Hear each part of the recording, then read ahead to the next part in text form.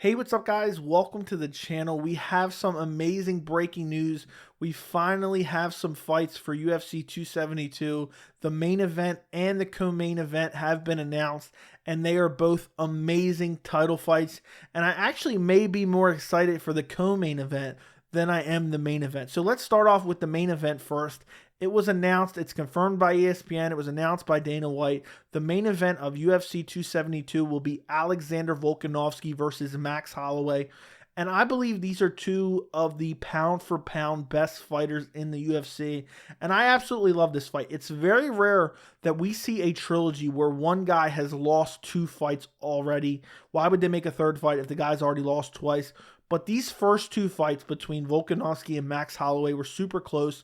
I believe the first fight back at UFC 245 in December of 2019 was pretty clear-cut. It was very competitive. It was close, but I thought Volkanovski clearly won that fight. I did not really see the controversy there. It was a super high-level fight, but I just thought Volkanovski clearly won. But it was close. And then they went and did the immediate rematch, and the second fight was even closer. I had Volkanovski winning, but this fight was razor close. It could have went either way. Max Holloway, being the champion that he was before losing the belt to Volkanovski, I had no problem him getting the immediate rematch. But, it was super close, but Volkanovski wins again. What are you going to do? Now you're down, 0-2 against the current champion. And the UFC decided to go a separate way. People were clamoring for the trilogy immediately following that. But unfortunately, we didn't get it. Max Holloway went on to beat the living crap out of Calvin Kattar in January of 2021, about a year ago. And we were thinking, okay, is he going to get the next title shot now?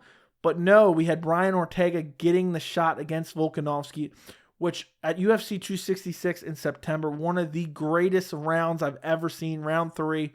We had the close submission attempts of Brian Ortega, very tight guillotine. Volkanovski was changing colors. Then I believe there was a triangle attempt as well. So I am so happy they went with the Volkanovski-Brian Ortega fight. And that fight was actually supposed to originally happen in March of 2021, but Volkanovski pulled out. He was sick. They ended up being the Ultimate Fighter coaches, and then it ended up taking place at UFC 266. Meanwhile, Max Holloway, and I'm so glad they didn't do the trilogy, because Max Holloway fought Yair Rodriguez in November of 2021, and that got us one of the greatest featherweight fights I've ever seen, back and forth.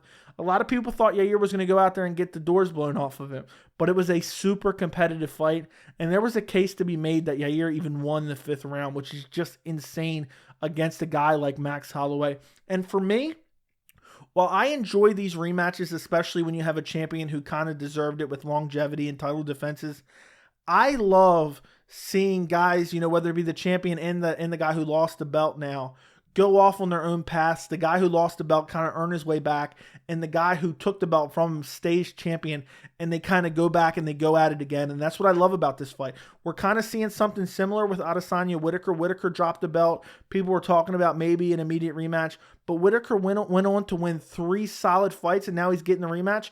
And I'm much more excited than if they would have just done the immediate rematch. So now we're getting the trilogy. I love this fight. 2 high-level guys. Max unequivocally deserves this 3rd shot, winning 2 fights against 2 of the best guys.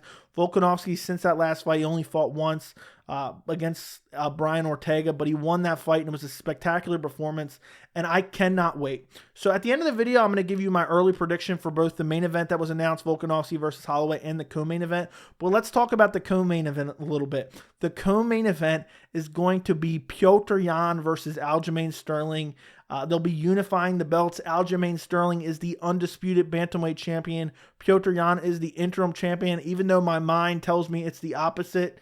They fought back in March of this year, or March of 2021. I keep forgetting it's 2022. And it was an amazing 1st and 2nd round. And then Petr Yan really started to take over in that 3rd and 4th round. And it looked like he was working towards a finish of Aljamain Sterling. And we all know what happened. I've talked about it a million times. Petr Yan throws an illegal knee to a downed Aljamain Sterling.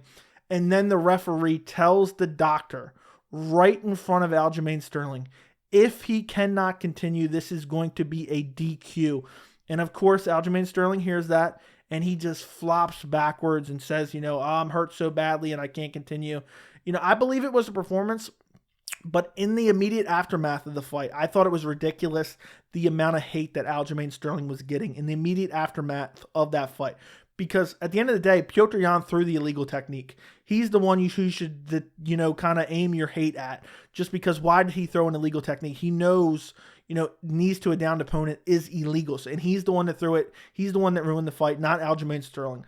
But in this last, portion of 2021, Aljamain Sterling has just pissed everyone off with everything he's saying, kind of making it out to be, posing with the belt a bunch and just coming off and rubbing people the wrong way. And since then, they were supposed to fight at UFC 267. We were supposed to finally see it settled and get some clarity to the bantamweight division. Unfortunately, Aljamain Sterling had neck surgery, could not continue with the UFC 267 fight. He had to pull out. They put in Corey Sandhagen, and I could not have been happier. Before the fight even happened, I absolutely loved this matchup. That was one of the matchups in bantamweight that I really wanted to see, and it absolutely delivered. It was the best fight of 2021, in my opinion. Super high level, and Petr Yan holds on to the title or gains the interim title, and now we're finally going to see the rematch. And let me just say this. If Aljamain Sterling pulls out of the fight at UFC 272, I think it's time to have the conversation. They're going to strip him. I think the UFC should have a set of hard rules where if you don't have a fight schedule within X amount of time or you don't defend a belt within X amount of time, you were stripped of the belt. And if he can't, make the fight on March 5th, which will be about a year since the original fight, then I think it's time to strip him of the belt, make Petr Yan the undisputed belt, the undisputed champion, and then we can see some of these, maybe a Jose Aldo rematch or a TJ Dillashaw fight. We can see some of these other bantamweights gets their shot at gold. And as far as early predictions for both of these fights, I think, and don't hold me to this, I might change my mind by the time my actual full in-depth breakdown and prediction videos come about. But right now, I lean Volkanovski. I just don't see how Max Holloway wins the fight. Volkanovski's super technical. I think he's more well-rounded. I think he's more powerful. I think he's stronger. I think he has better wrestling. And I truly believe, you've seen Max Holloway versus Dustin Poirier. And in that fight, the power was a massive difference. And I believe for Volkanovski, I think that's the difference in the fight, combined with the fact that he's the better grappler. And also, Volkanovski has an elite level fight IQ. He comes in with a good game plan. He'll attack the legs of Holloway. And I just believe eventually he'll win probably another decision. I hope this fight isn't another controversial decision, because can you imagine Volkanovski squeaks out another close decision like the second fight? It'd just be mayhem. And then on top of that, if Holloway wins, does that mean we see a fourth fight? I hate to see the featherweight division kind of logjam. We have so many guys that are moving their way up the ladder. But at the same time, if Holloway's ever able to pull off a decision win, how can you not give Volkanovski a rematch? You give Holloway 3 or 2 rematches, but you can't give Volkanovski 1. So I think if Holloway wins and it's not super dominant, I think we'll see a fourth fight. But I think Volkanovski wins this third fight by decision. So as far as the co-main event, Petr Yan, Aljamain Sterling, I got to go with Petr Yan. I feel like Aljamain Sterling has probably gotten better. I think he'll put on a better performance than he did in that first fight.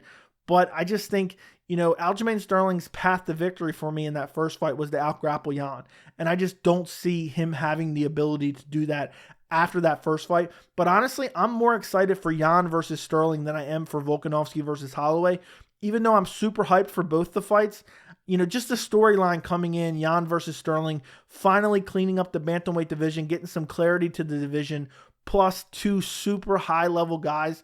That's my favorite thing about MMA. We're going to get so many questions answered at UFC 272. Is Holloway the better fighter than Volkanovski? And also, can Aljamain Sterling make the necessary adjustments to defeat a guy like Petr Yan, who he was probably going to lose to, if not for the illegal knee? I just, I love fights that answer questions, and both of these fights do that for me. Can't wait for UFC 272, March 5th. Comment down below and let me know who you guys think are going to win these fights. I'm curious what everyone thinks. Don't forget to like the video if you enjoyed it, and thank you so much for watching.